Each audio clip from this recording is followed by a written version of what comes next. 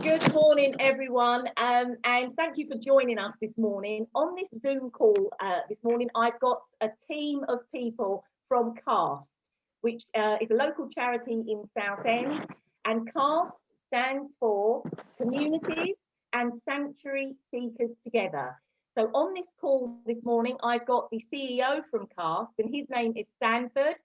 Stanford, would you give a wave and introduce yourself again? My name is Stanford BT. I'm the CEO of CAST. I'm so happy this morning that we are meeting St. John's Church, and with the church plant, with the rejuvenation of the church, that they've remembered the CAST.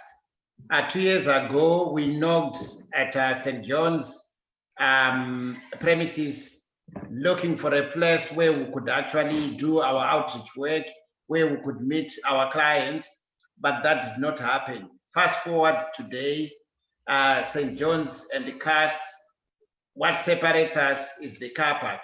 So basically, we are now in the same building. St. John's hopefully will be the kitchen, and us will be the bedroom, because the accommodation side and the support which are going to offer our clients could be done between the church and ourselves.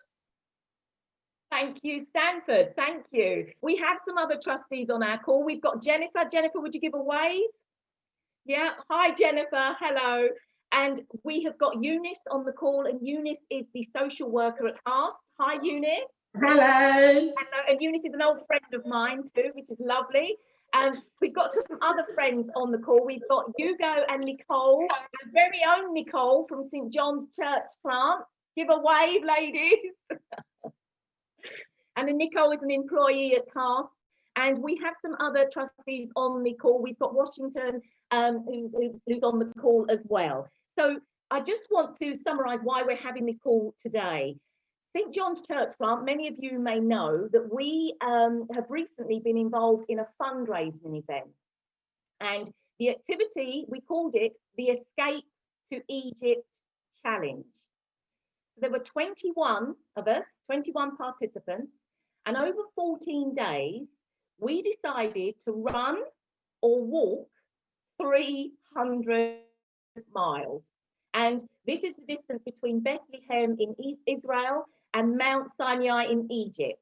And this was the reason we asked for this journey particularly. We were tracking the journey that Jesus would have taken when he was an infant, and he was trying to flee to a place of safety. That was why we picked that location. So on the call today, as I've said, I've got some members from CAST, and I've got 3 questions that I want to ask the CAST team. So first of all, I'm going to go over to Eunice. Tell us a little bit about the charity CAST, please. Okay. To put CAST in a nutshell, CAST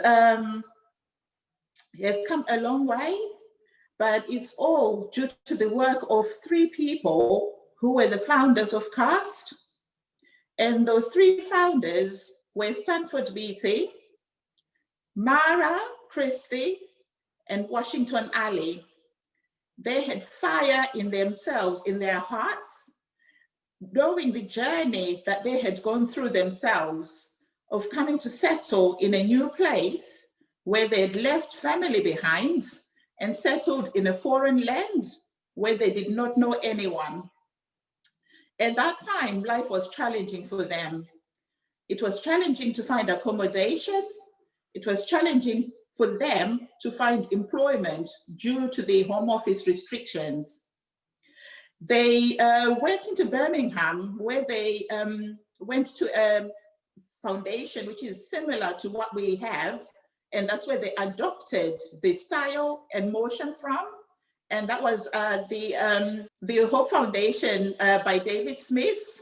So the project mainly is because of what they went through. They didn't want other migrants to go what they went through. So Washington is a migrant himself, Stan, a migrant himself, and Mara Christie, although she herself was born in the UK, her parents came from their Jewish background, so they're not originally from the UK. So she understands how difficult it is for foreigners to come and settle in a new place. So with the desire and passion to make life different for the other migrants that came, they formed CAST, which is communities and sanctuary seekers together. So before COVID, we had projects like the dancing workshops, gardening workshops, mosaic projects. We would have 3 movie sessions every year, which would bring an awareness to people that are not in understanding of migrants or how it is to be an asylum seeker or being in a foreign land. So we would bring movies like, Paddington, where he came from Peru, and with Moana, who came from, a different place, and trying to make do in like settling in a new place. So that removing the difference in people due to race or creed. We also had the murals, where we would come together as a community, do a lot of painting and art, and then put it together in a mural, but all to make friendships with the local people who we've built a very good relationship with, who also rely on us.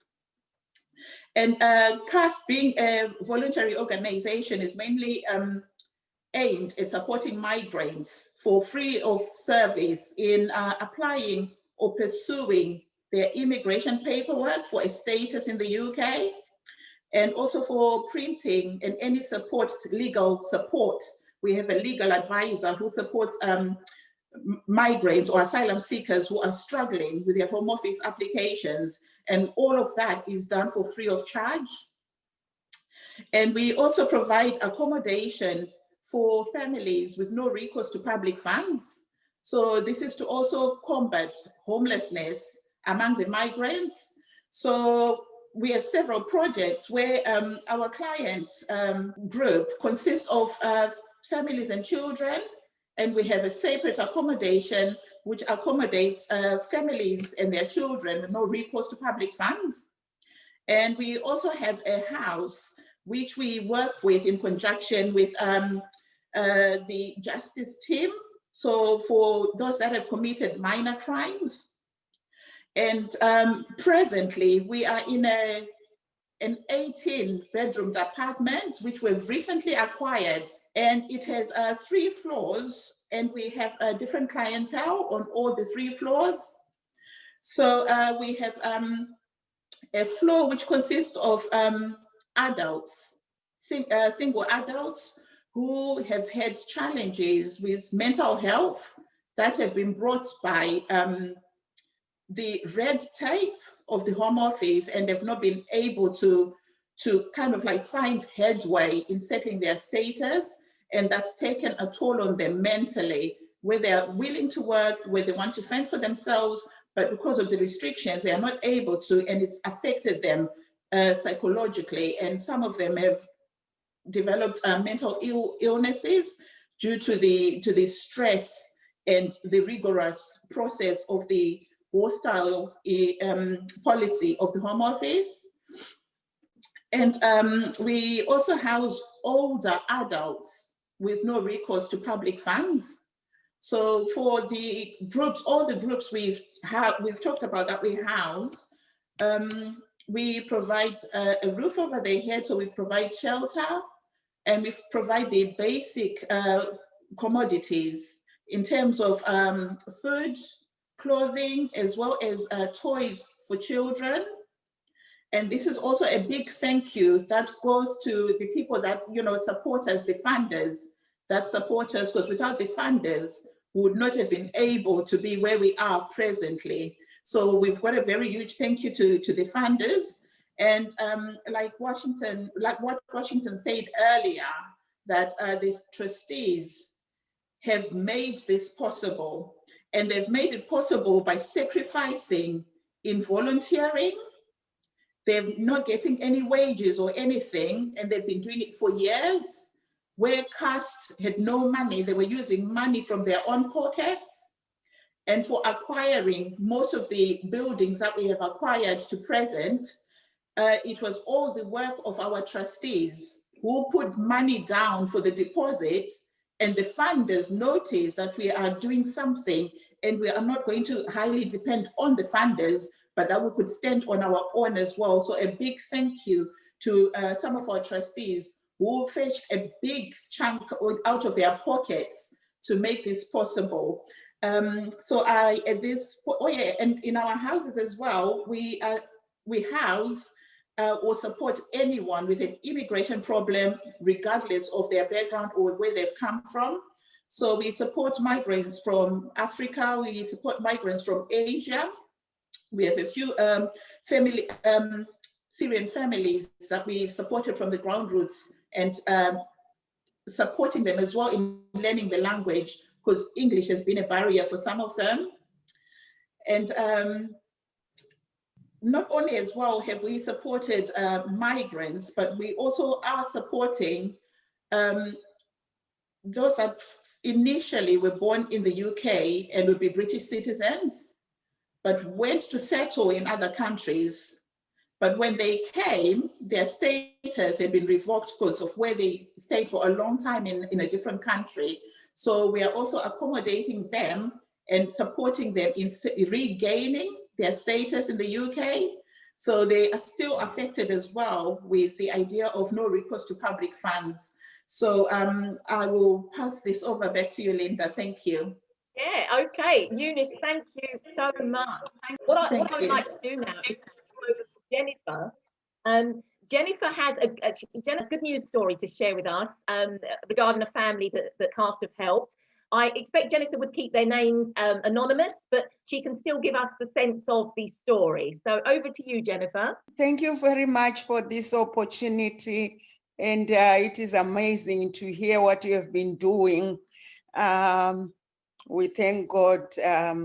I just want to talk about the families we assist, and especially one. We've got so many success stories, but this is a mom with no recourse to public funds. So we got accommodation for her in one of our houses. I remember the first time they turned up, their children just asked that, does this mean that we'll get a Christmas tree? So I remember Stanford running to buy a Christmas tree, and they kept that Christmas tree 6 months after Christmas. I kept asking, when are you going to throw this Christmas tree away?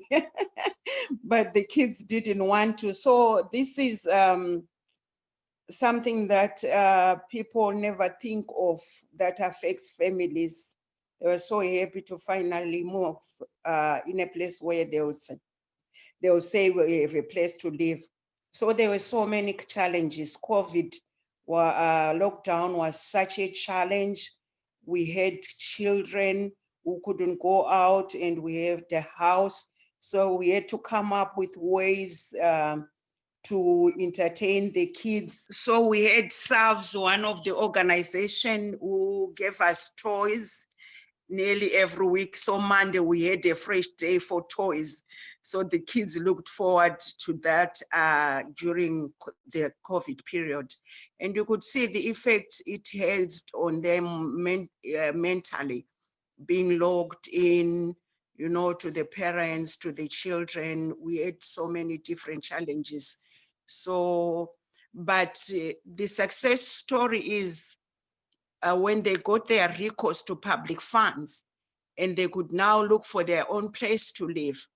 And I remember Stanford being giddy, just trying to look for a place, like, I'm going to look for a house, you know. Then she was working with the mom to look for a house and to help them to move into their new place and to live their own life. So it's very fulfilling to see someone get to that point where they can move on and start to live their own lives. Oh, Jennifer, thank you so much for that story. Thank you. And I like it's made me think of a Christmas tree in a different way now, because we take Christmas trees for granted, don't we? Yeah. We all do it. We take it for granted. Yeah. But for some people that haven't had their own home, that is Yeah. a Christmas tree of their own is such a massive and important thing for them. So I will Yes. never look at my Christmas tree the same again now. Thank you, Jennifer. Thank you. In order for CAST to continue to assist asylum seekers and refugees, what would you say is your greatest need currently? Is that one for you, Eunice? Yeah? Yes, yeah, thank you very much, Linda. Yes, our list is lengthy, but I'll just sum it and bring it only to 51 Marine Parade, the 18-bed apartment. So we have acquired the 18-bed apartment through sources from our funders and from helpful people like you, Linda, with the Isaiah Project in St. John's. We've been receiving grants and funding as well. So all the rooms now have brand new beds, brand new bedding, and most of them are en suite, so they're almost fully furnished.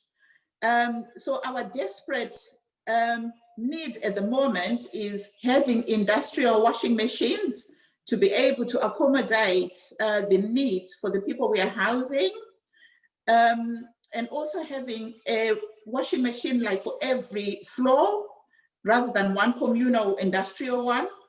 And we already have furnishings in all the other rooms, but we are in need of curtains. So our resources will probably go to curtains. We need curtains, we need tumble dryers, we need more microwaves in order to cater for the capacity of the residents that we are accommodating presently. I know the list is endless, but I'll just probably just leave it at this and maybe pass it over to Stan to add a few things. Okay, thank you, Eunice. Thank you. Thank you, Linda. And we'll ask Stan to just say something as well. Thank you. Thank you. One of the greatest assets of an organization is the people around Jesus, the disciples. So one of the greatest assets for CAST is our staff, where they work from and how comfortable they are, our staff and volunteers. Yes, the local authority should actually give us more space where our staff could park their cars, where staff are comfortable to work, to come. Then we are appealing where staff are working from. You can actually see that this place is our accommodation, but we would need a place where we would call our administrative hub, so that it addresses issues of mental health, particularly on the professionals and the volunteers we work with. Because working and having an office in an accommodation, it's a roller coaster. You need to step back from the work which I actually do with people and they reflect and look after ourselves. Yes, we've tried for a long, long time. We have shown everyone that we are committed and we are experts by experience, and we know exactly what we want and what we want to address. It is now to the community. It is now to the voluntary sector. It is now to the churches around us, the local authority, the government, that they join hands with us and address the issues which we have in Southend-on-Sea. Yeah. I know Eunice has talked about it. Stanford, thank you for that. Thank you so much. And I agree to that. Thank you. So, as I said, so this challenge that we all got involved in, there were 21 of us from the church plant running and walking and doing various activities to build up these miles. So we set ourselves the target of 300 miles. I bet you're all wondering how many miles we did do. Yes? Well, we actually did 450.6 miles. That's what we did. Wow. So we went as far as Cairo. We did more than what we set out to do. And during the challenge, we set up a Just Giving page where all the money gets donated to CAST. And the money that was raised from this 2 weeks, that's all it was, 2 weeks, is £1,025. And that is our gift to you at CAST in St John's Church in Southend. Wow.